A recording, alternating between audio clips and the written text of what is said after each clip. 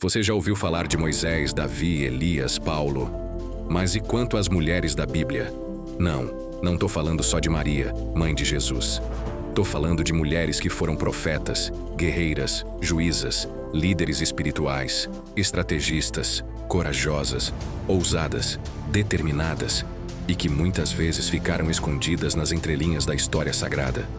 Elas não tinham títulos, púlpitos ou armaduras, mas tinham algo muito mais poderoso: fé inabalável e coragem para mudar o curso das coisas. Hoje, a gente vai falar de mulheres poderosas da Bíblia que quase ninguém comenta, mas que deixaram um legado incrível.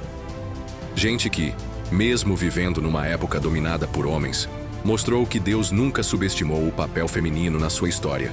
Então se prepara, porque algumas dessas histórias vão te chocar, te inspirar e talvez até te fazer rever o que você achava que sabia sobre as Escrituras. Mas antes, deixe um like, se inscreva e deixe aí nos comentários quem é a mulher mais forte e admirável que você conhece. Agora, vamos começar com uma das figuras mais impressionantes e subestimadas da Bíblia: Débora. Débora não era só uma mulher de fé. Ela era juíza, profetisa e líder de guerra. Isso mesmo. Em uma época em que o povo de Israel vivia sob opressão constante, foi ela quem se levantou como juíza de toda a nação. As pessoas vinham até ela para resolver disputas e ouvir conselhos, mas não parou aí. Quando o comandante Baraque hesitou em enfrentar os inimigos cananeus, foi Débora quem o encorajou, e até marchou com ele para a guerra. Resultado? Vitória total. E sabe o que é mais impressionante? Ela compôs um cântico depois da batalha, conhecido como o Cântico de Débora, um dos textos mais antigos da Bíblia hebraica. Uma mulher que lidera, profetiza, julga e ainda canta. Isso é poder. Agora vamos falar de Jael, a mulher que derrotou um general inimigo com um golpe só, usando uma estaca de tenda. A cena parece saída de um filme de ação. Enquanto o exército de Sísera fugia da batalha contra Israel, ele se escondeu na tenda de Jael, achando que estaria seguro. Ela o acolheu, deu leite, cobriu com uma manta, e quando ele dormiu profundamente, Jael pegou uma estaca e a cravou em sua cabeça. Fim do general. Foi com esse ato que ela virou heroína nacional. Ela não era uma guerreira treinada, mas usou o que tinha nas mãos, literalmente, para defender o povo de Deus. Isso se chama ousadia. Falando em ousadia, você precisa conhecer a história de Abigail. Ela era casada com Nabal, um homem rico, mas tolo e arrogante. Quando Davi e seus homens pediram ajuda a Nabal, ele os insultou. Resultado: Davi ficou furioso e decidiu destruir a casa de Nabal. Mas Abigail, com inteligência e humildade, preparou uma comitiva com alimentos e foi pessoalmente ao encontro de Davi. Pediu perdão, falou com sabedoria e acalmou a fúria dele. Graças a ela, um banho de sangue foi evitado. E mais tarde, quando Nabal morreu, Davi a tomou como esposa. Abigail salvou a própria casa com palavras, não com armas. Isso é inteligência emocional no mais alto nível. Agora segura essa. Hulda, a profetisa que confirmou a autenticidade das Escrituras. Isso mesmo. Quando o livro da lei foi encontrado durante as reformas do templo no reinado do rei Josias, os sacerdotes e oficiais do rei levaram o livro até Hulda. Não foi a um sacerdote, não foi a um homem, foi a uma mulher profetisa.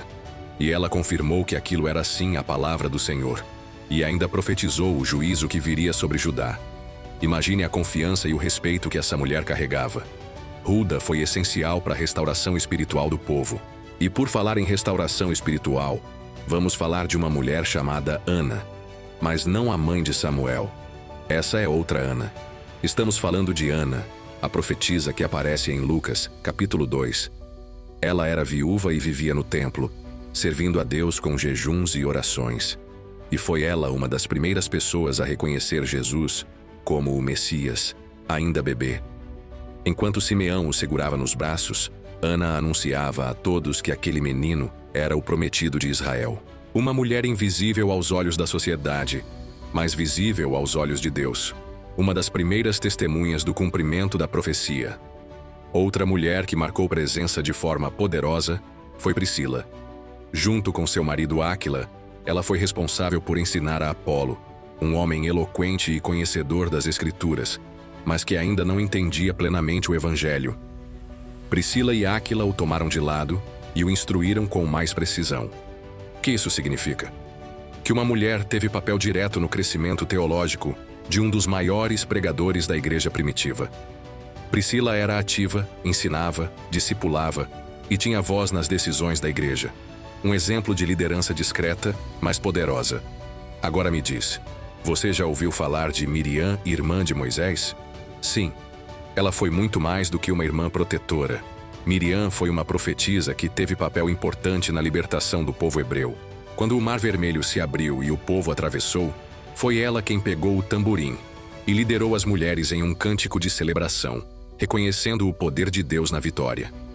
Miriam era líder espiritual e símbolo de alegria e adoração. Mas também era humana, e como todo líder cometeu erros. Ela questionou Moisés e foi temporariamente punida com lepra. Mesmo assim, foi restaurada e continuou sendo uma figura importante. Uma mulher que viveu altos e baixos, mas que marcou sua geração. Você já ouviu falar de Rispa? Provavelmente não. Mas essa mãe foi capaz de algo impressionante. Seus filhos foram mortos e deixados expostos ao relento como punição por crimes do pai. Em vez de aceitar aquilo com resignação, Rispa acampou perto dos corpos e os protegeu de aves e animais durante dias e noites. Sua dor virou resistência.